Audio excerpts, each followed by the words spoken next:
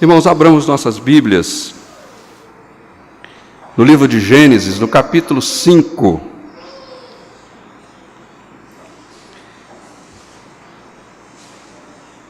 Gênesis, capítulo 5.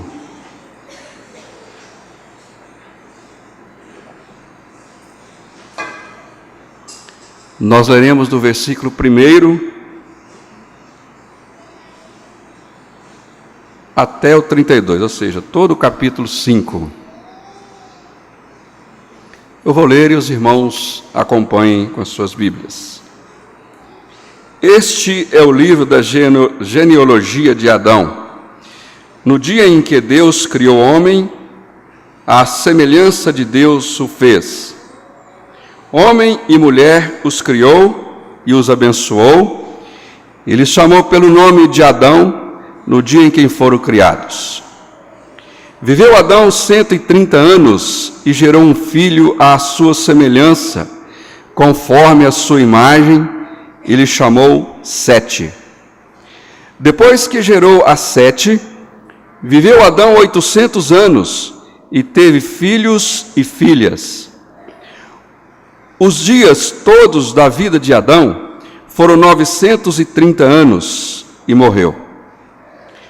Sete viveu 105 anos e gerou a Enos.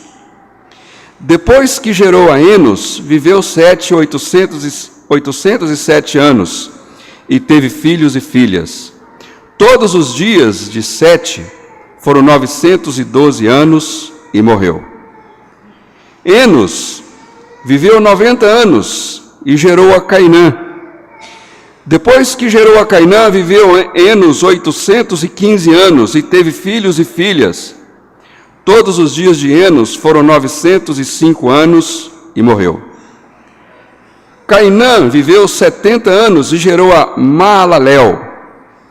Depois que gerou a Maalalel, viveu Cainã 840 anos e teve filhos e filhas.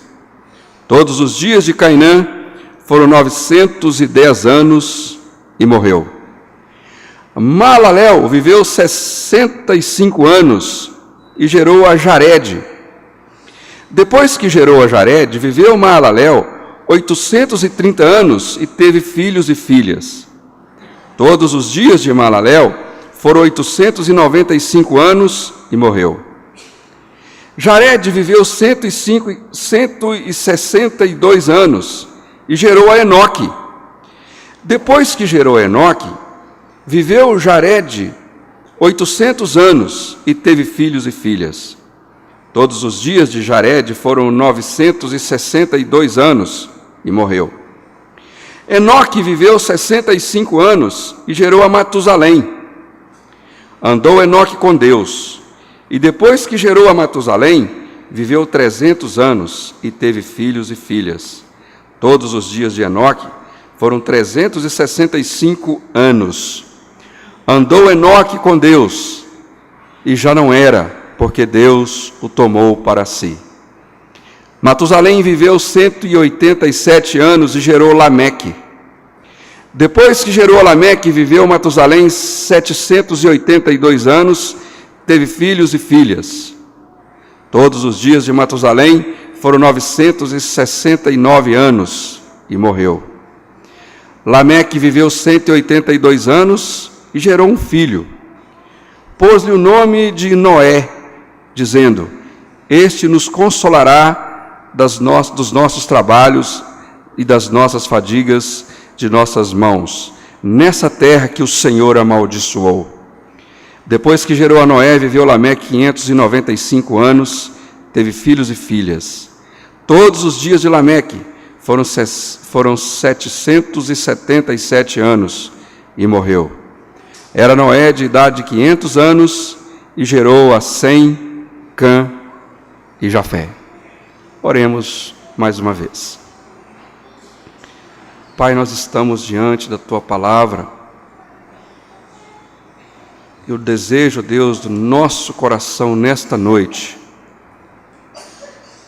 é que o Senhor, Deus, venha falar conosco. Ó Deus, que o Senhor possa nos trazer lições preciosas para a nossa vida. E que o Senhor nos faça, Senhor, reconhecer a Tua soberania, o Teu poder e a Tua graça. Ó Deus, ilumina, pois, o Teu servo. Que Teu servo diminua e que Cristo apareça. Pai, que todas as partes desse culto seja, Deus, para glorificar o Senhor. Fale conosco, Senhor. É nossa oração, no nome santo e bendito do nosso querido Salvador Jesus. Amém.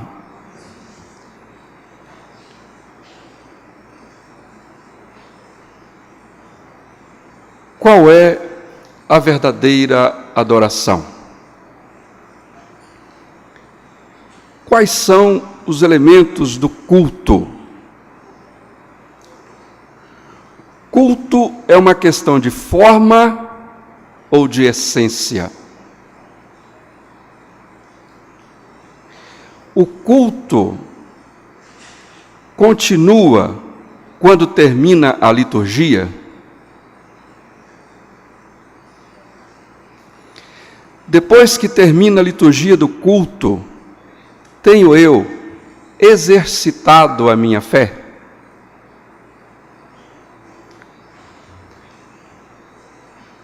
Irmãos, não há limite no que se refere a quão longe algumas igrejas avançarão no propósito de se tornarem relevantes e modernas em seus cultos.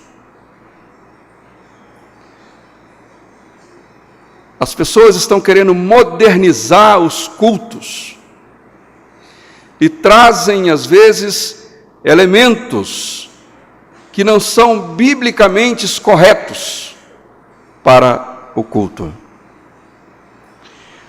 Olhando, meus irmãos, para o texto, fazendo uma análise do capítulo 5, vemos que revela que o escritor de Gênesis enfatiza nesse capítulo a linhagem de Sete. Seu objetivo é contrastar a piedosa linhagem de Sete com a iníqua linhagem de Caim, apontada em Gênesis, no capítulo 4. Na parte final do capítulo 4, o escritor registra rapidamente a linhagem de Caim, mas agora ele apresenta a linhagem do filho nascido de Adão e Eva, após o perverso Caim ter assassinado Abel. Com isso ele deixa claro que é da linhagem, que a linhagem da aliança é aquela que provém de Sete. E o grande propósito de Deus para a criação jamais seria frustrado por Caim. Nem seria realizado através da sua descendência o seu propósito. Ele não deixa dúvida que a linhagem de Sete tinha um lugar especial no plano redentivo de Deus. Após termos sido informados acerca da evolução ímpia da família de Caim, o autor volta-nos a falar de Adão e Eva. Repassa brevemente a história dos que foram leais a Deus. Observamos aqui que Deus está separando um povo para a sua propriedade exclusiva, um povo para cultuá-lo, um povo para santificá-lo e para promover a fé no coração desse povo. Então, desde Gênesis podemos ver que Deus conduz todas as coisas de forma soberana. Ele escolhe o seu povo e conduz o seu povo de forma soberana. O salmista nos diz que nós somos o seu povo e rebanho do seu pastoreio. Pedro nos informa que nós somos nação santa, povo de propriedade exclusiva de Deus. Então, meus irmãos, vemos que Deus é que conduz o seu povo de forma soberana. E é sobre isso que eu gostaria de falar com os irmãos desta noite. Deus conduz o seu povo soberanamente. Como Deus faz isso? Você já parou para pensar por que Deus te salvou? Por que nós somos salvos? De que nós somos salvos? Nós fomos salvos da ira de Deus. Mas também fomos salvos para glorificar esse Deus, para adorar esse Deus. A pergunta do breve catecismo, que foi citada hoje aqui pela manhã, nos mostra que nós somos criados para gozá-lo para sempre, para glorificá-lo e gozá-lo para sempre. Então, é Deus que conduz o seu povo de forma soberana. Em primeiro lugar, Ele conduz o seu povo na adoração, e na adoração pública. Observe, por favor, o versículo 6 do capítulo 5, que diz assim: Sete viveu 105 anos e gerou a Enos. Volte, por favor, no capítulo 4, versículo 26, o que o texto está nos informando. A Sete nasceu-lhe também um filho, ao qual pôs o nome de Enos. Daí começou a invocar o nome do Senhor. Meus irmãos, Enos prestou culto a Deus. E aqui nós vemos que começou a cultuar a Deus publicamente. A partir de Enos se começou a invocar o nome do Senhor numa distinção pública entre os que o adoravam ao Senhor.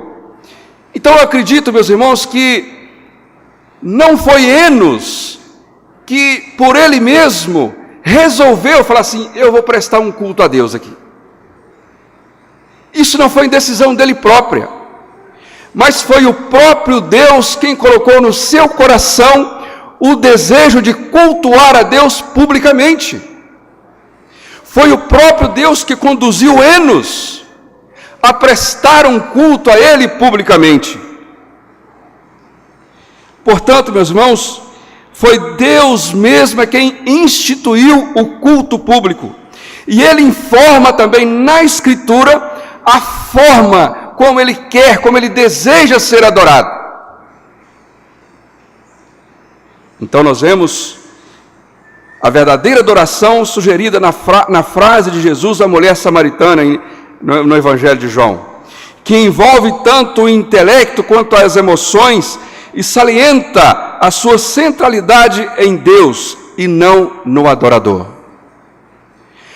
A verdadeira adoração a Deus é centralizada no próprio Deus e não no adorador. Cada aspecto do culto tem que ser agradável a Deus e tem que estar em harmonia com a sua palavra. Este é o culto que agrada a Deus, é o culto que cada aspecto seja agradável a Ele e deve estar em harmonia com a sua palavra. O que o Novo Testamento tem a nos ensinar sobre isso? Assim como no Antigo Testamento, a igreja primitiva continuou olhando para a adoração como uma atividade diária e constante. Atos, no capítulo 2, mostra que o culto acontece a todo momento, em todos os lugares. No Novo Testamento encontramos as três dimensões do culto: o culto pessoal, o culto familiar e o culto público. Mas o culto público, ou seja, o culto no templo, a palavra de Deus nos revela em Atos e também em Coríntios que o povo se reunia no primeiro dia da semana para adorar a Deus. Em Atos, nós vemos declarado isso, e também em 1 Coríntios, Paulo fala que o povo se reunia publicamente no primeiro dia da semana para adorar a Deus. Alguém disse uma frase que eu achei muito interessante: o culto público é a semelhança mais próxima que podemos ter do céu enquanto estamos aqui na terra. Eu vou repetir. o culto público é a semelhança mais próxima que podemos ter do céu enquanto estamos aqui na terra. Por quê? Porque nós precisamos ainda, irmãos, conhecer quais são os elementos desse culto. O que precisa conter, qual é o conteúdo desse culto? Como eu devo cultuar a Deus publicamente? Quais são os elementos? Primeiro elemento, a leitura e pregação da palavra. Paulo, escrevendo aos Colossenses, ele diz: habite ricamente em vós a palavra de Cristo, instruí-vos e aconselhai-vos mutuamente. Daí Paulo dá ênfase à importância da escritura, da pregação da palavra no culto público. A mensagem deve expor claramente um texto bíblico numa linguagem contemporânea e para a realidade do mundo de hoje. Segundo Klaus Douglas, a mensagem ela tem 7 funções. A mensagem bíblica ela é para explicar e esclarecer verdades profundas da fé, dar orientações sobre como devemos viver e agir como cristãos, edificar a igreja, levar pessoas à fé e fortalecer a fé, consolar e animar os que estão em dificuldades e tirar pessoas da inércia. Prestem atenção, meus irmãos, na adoração coletiva, a pregação da palavra ela é essencial. No texto de Atos, vemos que as atividades da igreja do Novo Testamento eram centralizadas na doutrina dos apóstolos. Então, a pregação da palavra, ela é essencial no culto, mas a pregação da palavra deve ser com fidelidade. O púlpito da igreja é para anunciar aquilo que Deus manda falar. Tem muita pessoa pregando, ensinando aquilo que Deus não mandou. Tem muitas pessoas usando os púlpitos das igrejas para satisfazer os seus próprios interesses e não o interesse do próprio Deus.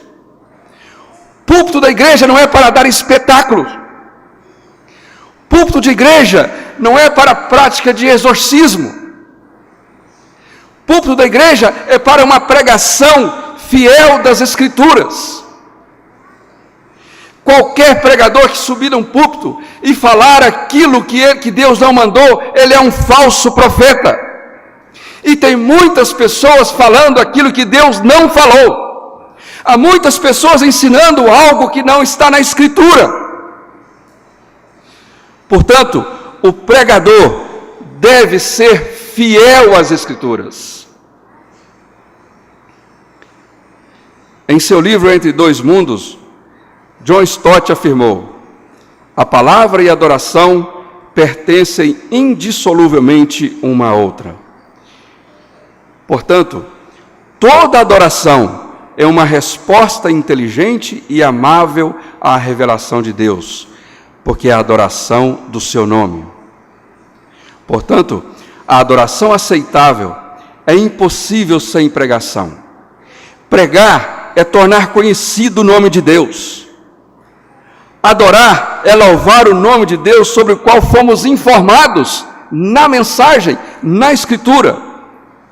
O ler e pregar a palavra são realmente indispensável à adoração. Portanto, irmãos, esse é o primeiro elemento que deve compor o culto. A palavra, o ensino fiel das Escrituras. Segundo elemento, a oração. As orações podem ser adoração, invocação, confissão, petição, agradecimento e intercessão. E devem ser dirigidas a Deus em nome do Senhor Jesus. Portanto, irmãos, esse é o segundo elemento que deve compor o culto, a oração. A oração no culto é um momento de mostrarmos que nós estamos também em comunhão com esse Deus. É o momento de mostrarmos que nós queremos que Deus abra o nosso coração. É o momento de mostrarmos que dirigirmos a Deus e pedir para que Deus fale ao nosso coração, que Deus transforme nossas vidas. É o momento que nós temos para falar com Deus, para que Ele coloque na boca do pregador as suas palavras e não a dele próprio.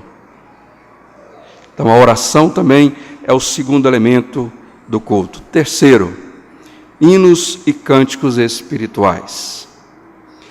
Olha o que Paulo diz lá em Colossenses, ainda no capítulo 3, verso 16. Louvando a Deus com salmos e hinos e cânticos espirituais, com gratidão em seus corações.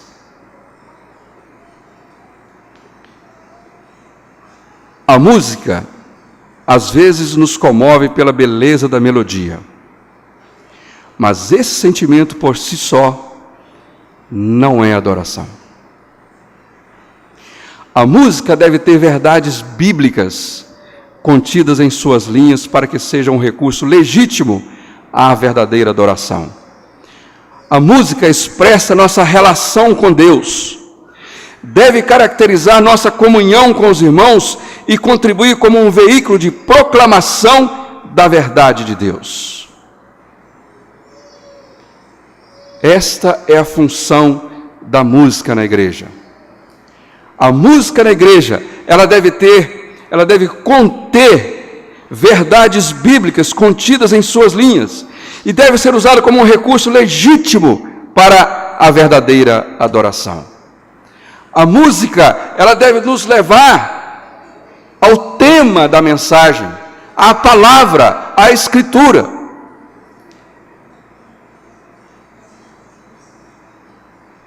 A música, ela deve conter verdades bíblicas em suas linhas. Nem todo cântico é biblicamente correto.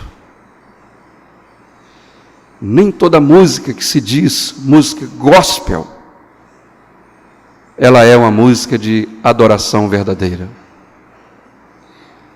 A música verdadeira é aquela que exalta a Deus, é aquela que contém nas suas linhas verdades da Escritura. Quarto elemento do culto, serviço mútuo. Essencialmente na Bíblia o culto é serviço, algo que fazemos também para os outros. Primeiramente, o culto cristão é um ato divino.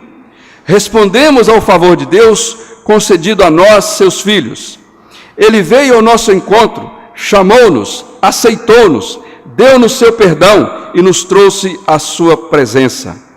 À medida que corretamente motivados servimos ao nosso próximo, estamos também servindo a Deus. Culto é serviço. É um serviço que nós prestamos a Deus e também ao próximo. Respondemos ao favor de Deus concedido a nós, seus filhos. Então, meus irmãos, o culto, ela é a expressão, ela deve ser a expressão de nossos lábios, demonstrarmos gratidão a Deus por sermos perdoados, por sermos salvos, por sermos livres da sua ira. E esse culto deve nos levar também a servirmos uns aos outros. Então, deve nos levar ao serviço mútuo. Nós, em resposta à ação bondade de Deus, amamos a Cristo e cremos na suficiência da sua palavra. Não podemos moldar nossa adoração aos estilos preferenciais do mundo escravo do pecado e de suas paixões. Nosso objetivo principal deve ser adorar em espírito e em verdade. Para isso, as Escrituras precisam regular o nosso culto e a nossa adoração. Adorar em espírito e em verdade, meus irmãos, é aquela adoração que ela é elevada, é conduzida pelo Espírito Santo. A adoração verdadeira é aquela que vem de dentro para fora e não de fora para dentro. A adoração verdadeira é aquela na qual o Espírito Santo nos conduz. Ele é que nos leva a uma adoração verdadeira. Portanto, nem todo barulho é sinal de uma adoração verdadeira. Porque a adoração verdadeira, ela vem de dentro, ela é promovida pelo Espírito Santo em nossos corações. Esse princípio litúrgico precisa ser resgatado. O culto é voltado para Deus, ele é teocêntrico, cristocêntrico e não antropocêntrico. Nada mais deve ocupar o lugar do culto no Cristo. Nada mais deve ocupar o lugar de Cristo no culto. Todo culto tem que ser voltado para Ele, tem que ser centralizado na pessoa de Jesus Cristo. Mas aí vem aquela pergunta: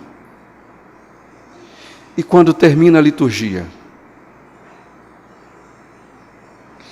Quando termina a liturgia, a liturgia do culto público, deve começar a liturgia da vida. O culto, a sua liturgia termina aqui, mas precisa dar continuidade na nossa vida. E isso nos leva ao segundo ponto. Não sei se os irmãos observaram, mas no texto nós estamos seguindo aqui as figuras de Enos, Enoque e Noé. Então vejam que isso leva-nos ao segundo ponto, que Deus conduz o seu povo à adoração pública, mas Deus também conduz o seu povo à santificação. Portanto, a liturgia do culto termina aqui, mas a liturgia da vida começa depois.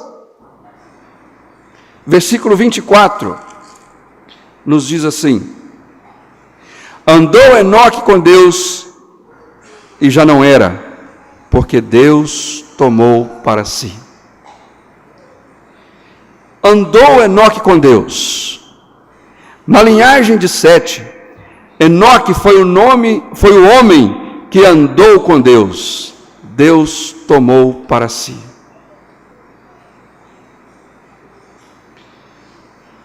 O que isso nos mostra, irmãos? Nos mostra também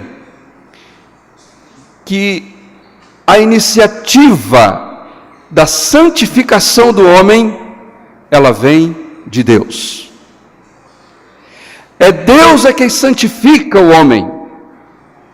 E o instrumento que Deus usa para santificar o homem é a sua palavra.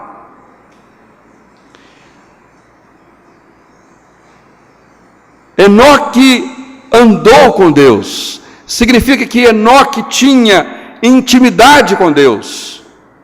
Enoque ouvia a voz de Deus. Meus irmãos, Paulo nos adverte a andar em novidade de vida. Paulo faz um contraste entre a vida do ímpio e a vida do crente. Lá em Efésios, ele faz quando ele usa vós e o mas, no capítulo 4, de 20 a 24. A ênfase é novamente sobre a mente, ou a cosmovisão do cristão.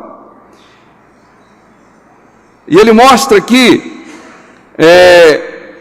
algumas frases que devem nos mostrar como Deus, a sua palavra nos santifica.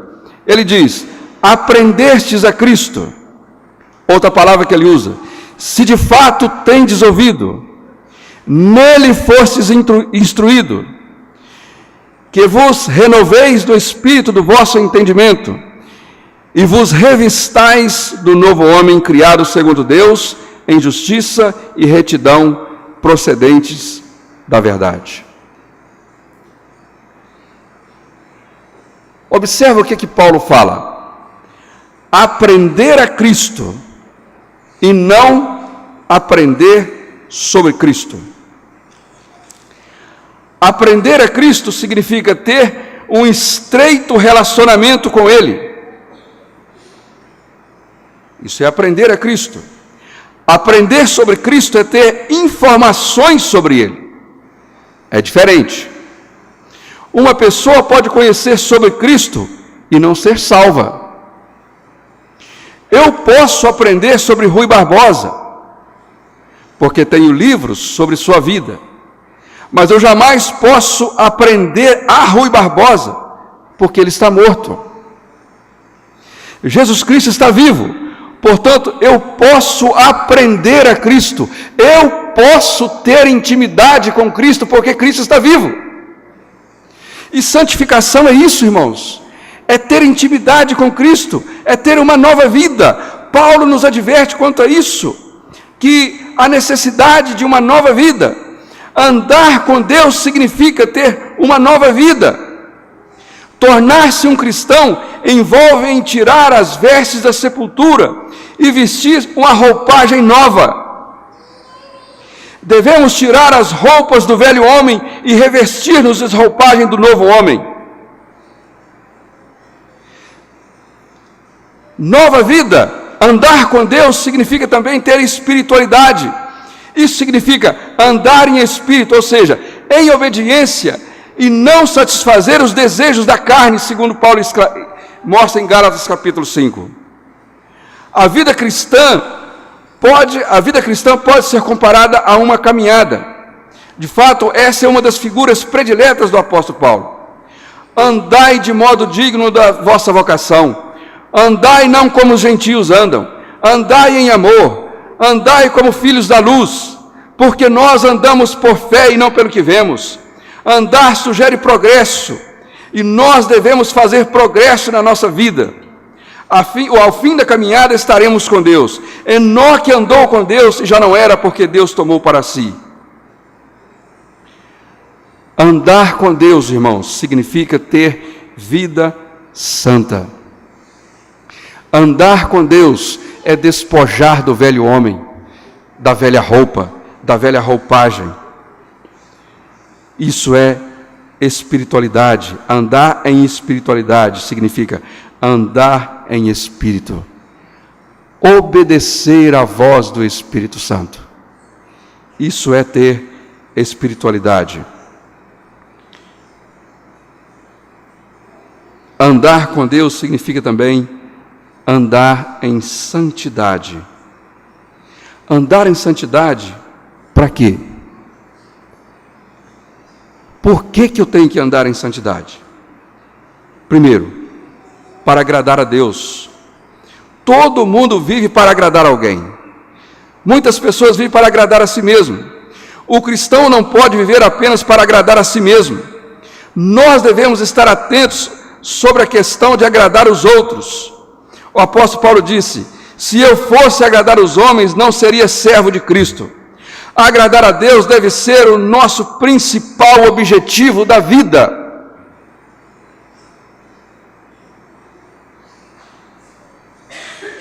Andar com Deus é desejar agradar a Deus, e deve ser o nosso principal objetivo na vida, agradar a Deus.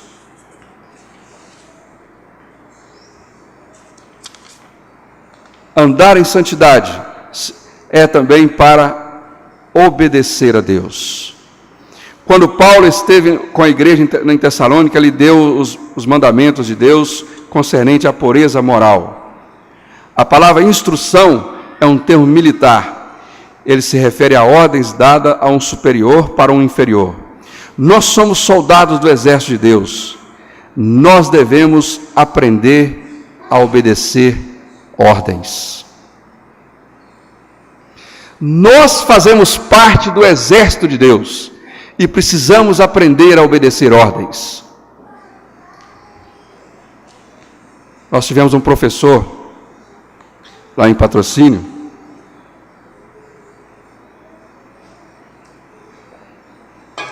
o reverendo Jorge o conheceu, que é o pastor Luiz Ricardo. Eu já mencionei ele aqui várias vezes. O reverendo Luiz Ricardo, ele nos ensinou algo que eu acho muito interessante. Ele nos ensinou a colher maná todos os dias. Como é que é colher esse maná? Você lê um capítulo da Bíblia E quando você está lendo um capítulo da Bíblia, tem um versículo que te chama mais a atenção. Aí você pega aquele versículo e separa e começa a meditar mais naquele versículo. E naquele versículo você consegue descobrir qual é a ordem que está implícita naquele versículo. Portanto, quando estivermos lendo a Escritura, precisamos prestar atenção e descobrir qual é a ordem que Deus está nos dando. Nós fazemos parte do seu exército e precisamos aprender a obedecer ordens. Andar em santidade é também para glorificar a Deus. Esse é o lado positivo do mandamento. Os cristãos devem ser diferentes dos não convertidos. Os gentios não conhecem a Deus, portanto eles vivem impiamente. Mas nós conhecemos a Deus, nós somos desafiados a glorificar a Deus neste mundo. Você foi chamado, você foi escolhido, você e eu, para glorificar a Deus através de nossas vidas. Deus nos separou, Ele nos santificou, para que pudéssemos glorificá-lo.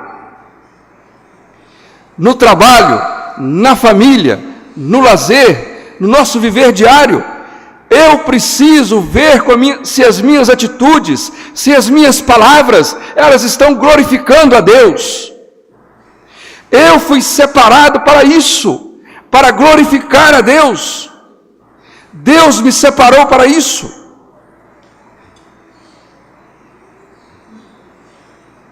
Quando éramos, já contei essa história aqui na escola dominical, quando éramos criança,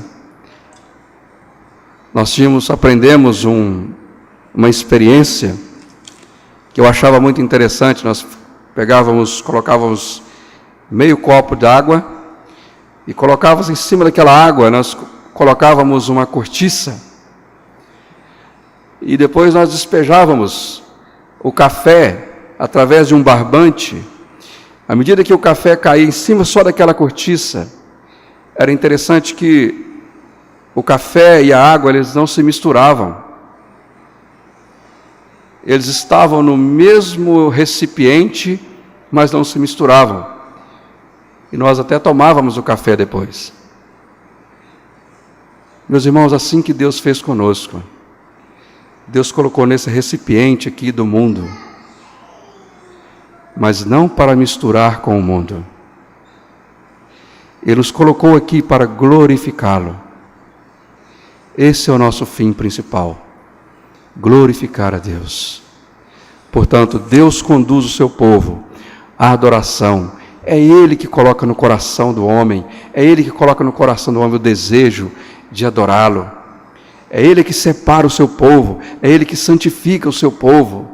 E essa santificação, ela é um processo contínuo, e ela vai até a vinda do Senhor Jesus.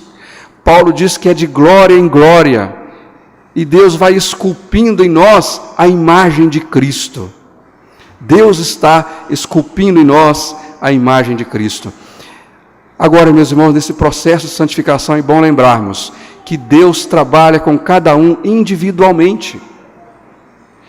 Há muitas pessoas que já estão no estágio mais elevado, há outros que estão começando.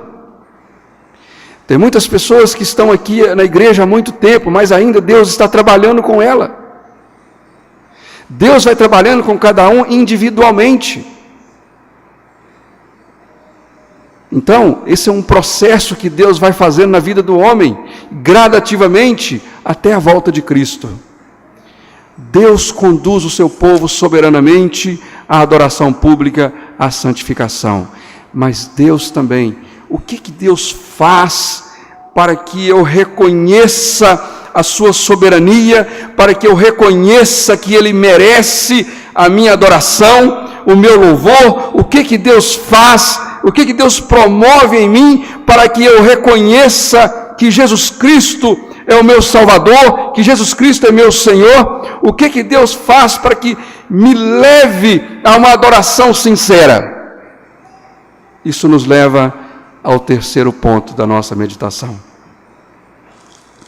Observem aí o versículo 29 do texto.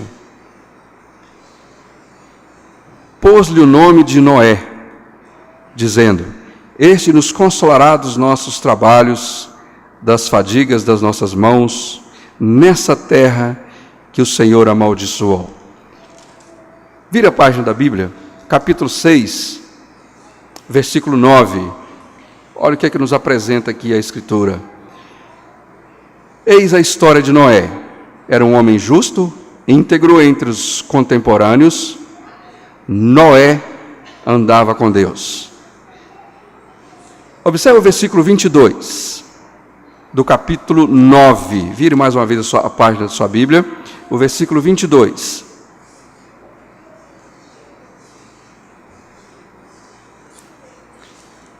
Perdão, irmãos, o versículo 22 é ainda no capítulo 6. Volta em sua página. Assim fez Noé consoante tudo que Deus lhe ordenara. Então observe aqui. Noé andava com Deus. E olha o que diz o texto no versículo 25.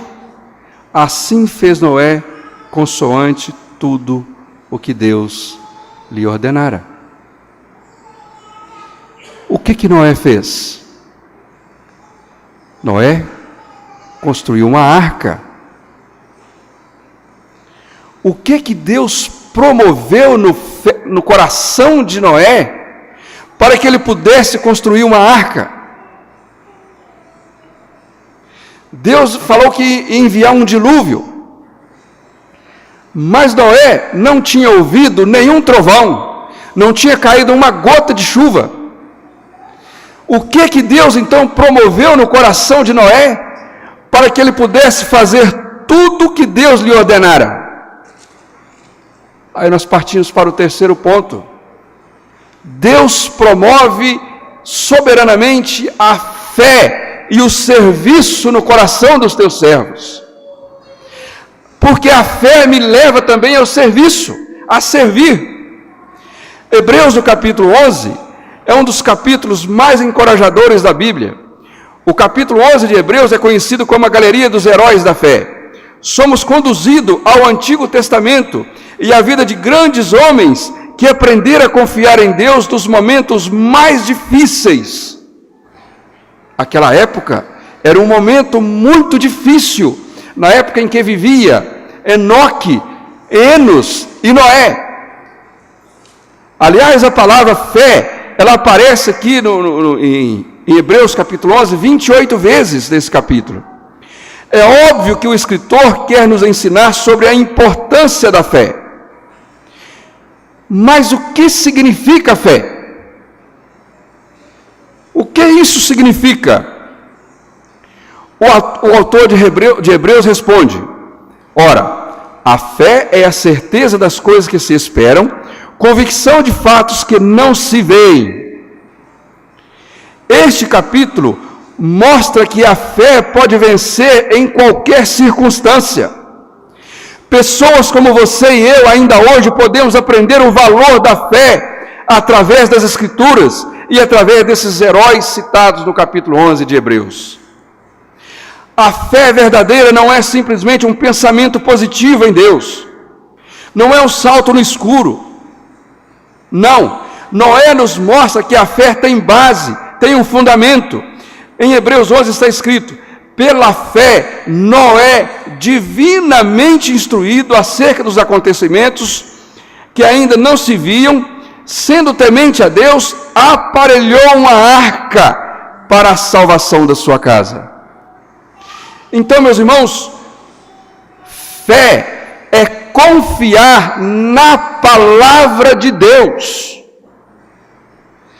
Fé é depositar confiança na palavra de Deus, porque o Deus que fez a promessa é fiel. Deus não pode mentir. Se Ele falou que vai salvar o homem, Ele vai mesmo. É Ele que promove essa fé no meu coração para que eu creia em Jesus Cristo para a minha salvação. É Ele que promove essa fé no meu coração para que eu possa andar com Ele.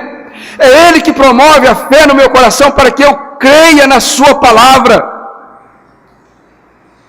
Andar com fé, olhando para o Salvador com fé.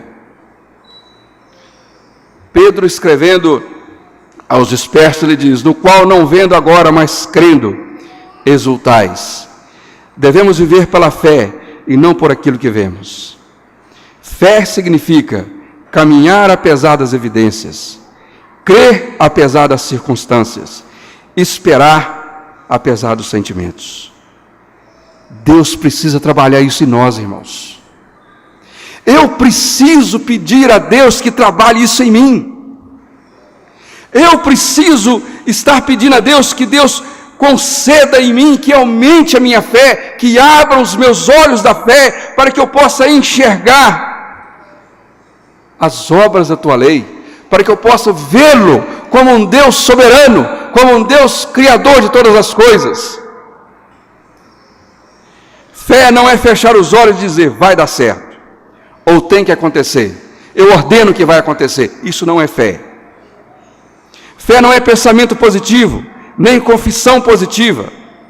O alicerce da fé são as promessas da palavra de Deus. Esse é o alicerce da fé, as promessas da palavra de Deus. A fé na Bíblia está sempre ligada à confiança que o homem deposita na palavra do Deus vivo e verdadeiro. A verdadeira fé, ela é visível. Se Deus colocou a fé no meu coração, se eu tenho fé nesse Deus, eu preciso torná-la pública. As pessoas precisam ver que eu tenho fé nesse Deus, que eu creio nesse Deus verdadeiro. Noé construiu um imenso barco, e aquele barco foi bem visível. A população podia ver aquele barco. Aquele barco era fruto da fé de Noé. Noé tornou pública a sua fé. Ele mostrou para as pessoas que ele confiava nesse Deus vivo e verdadeiro, que ele confiava na palavra desse Deus vivo e verdadeiro. As minhas ações devem demonstrar que eu tenho fé em Deus. A maneira que eu vivo, as minhas palavras, deve mostrar em quem eu confio. O apóstolo Paulo declara: eu sei em quem tenho crido, e Ele é poderoso para guardar o meu depósito até o dia final. Você sabe em quem você tem crido? Você conhece o Deus soberano e verdadeiro? Você tem depositado nele a sua confiança?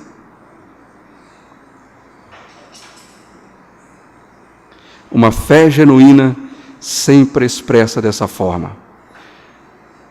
É preciso lembrar que essa não foi uma tarefa fácil, nem para Noé, nem para Enoque, que andaram com Deus.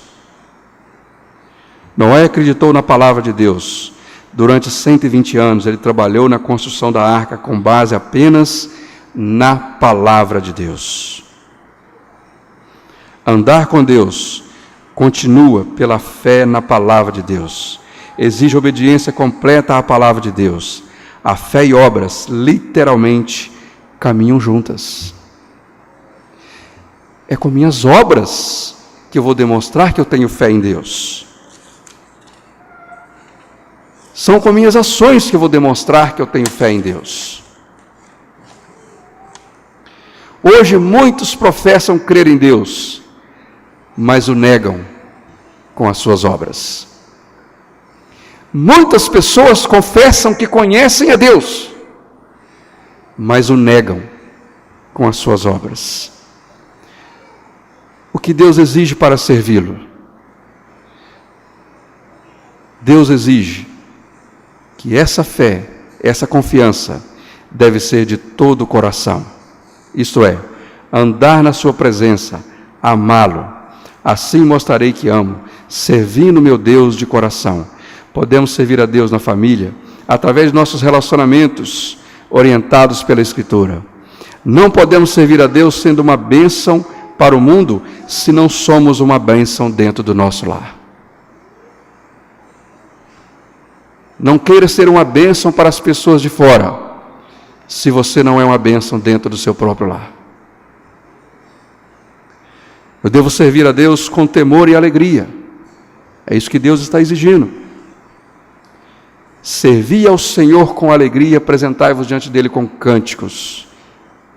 Expressar nossa alegria em serviço, pois somos o seu povo, rebanho do seu pastoreiro. Ser firmes e constantes significa obediência em qualquer circunstância. E também devemos servir uns aos outros. Cristo é o nosso maior exemplo, pois ele diz: pois o Filho do Homem não veio para ser servido, mas para servir e dar a vida em resgate de muitos. Deus exige que nós devemos aproximar dele de todo o coração, com temor e alegria e com amor no nosso coração. Amar a Deus sobre todas as coisas e ao próximo como a mim mesmo. É o que a Escritura nos ensina. João, em sua primeira epístola, deixa claro: um verdadeiro cristão é conhecido por 3 provas. Prestem atenção. Olha como é conhecido um verdadeiro cristão. Primeira prova é a prova doutrinária. A fé em Jesus Cristo como Filho de Deus. Essa é a primeira prova. Segundo, a prova moral. A obediência aos mandamentos de Jesus. Terceiro, é a prova social. O amor ao próximo como evidência do nosso amor por Deus. A igreja não é uma torre de marfim confortavelmente discutindo seus postulados doutrinários entre 4 paredes, mas uma agência do reino de Deus, pregando o evangelho e demonstrando o amor de Cristo. Esta é a função da igreja, lá fora onde os pecadores estão. Portanto, meus queridos irmãos, Deus conduz o seu povo soberanamente à adoração pública, à santificação, à fé e ao serviço. Concluindo, somos um povo de Deus e devemos lembrar que Ele conduz o seu povo soberanamente para a sua glória e louvor. Somos propriedade exclusiva dEle e assim devemos cultuá-lo de maneira que Ele exige. Viver em santificação, e a nossa fé deve ser mostrada através do serviço que prestamos a Ele e ao próximo. Eu gostaria de voltar para encerrar aquilo que falamos no início. Qual é a verdadeira adoração? Você tem adorado a Deus de coração?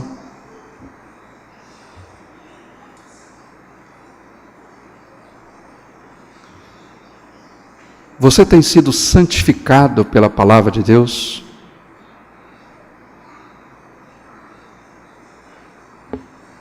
Você tem demonstrado com as suas atitudes que você conhece e que você serve a esse Deus?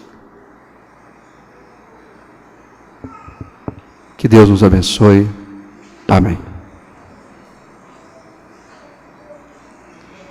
Curvemos nossas cabeças mais uma vez, irmãos.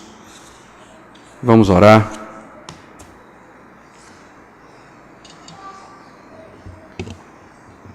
Eu gostaria de pedir ao reverendo Jorge que nos dirija em oração nesse momento. Por favor, reverendo, ore por nós.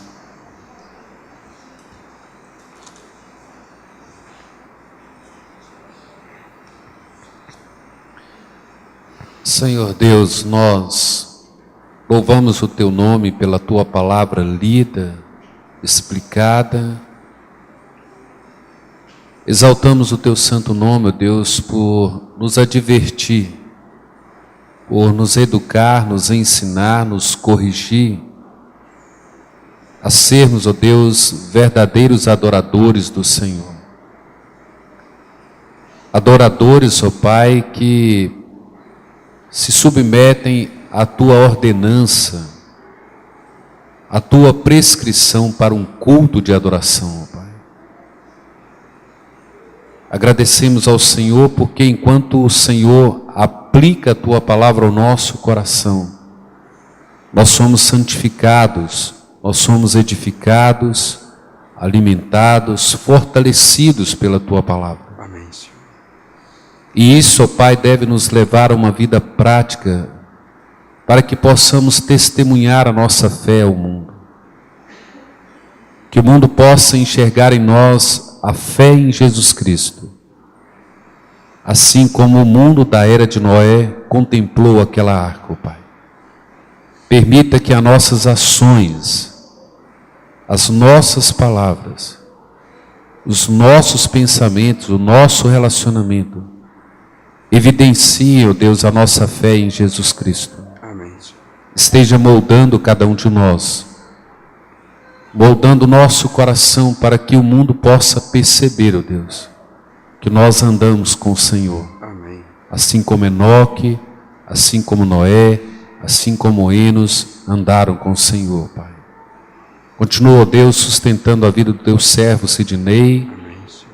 e continue fazendo dele um grande pregador da Tua palavra para a exaltação do Teu santo nome. Amém, Senhor. Continua abençoando a vida do Vitor, preparando ele, ó Deus, para ser um grande servo do Senhor, um grande expositor também da Tua palavra. Amém, Senhor. Abençoa esta igreja, ó Pai.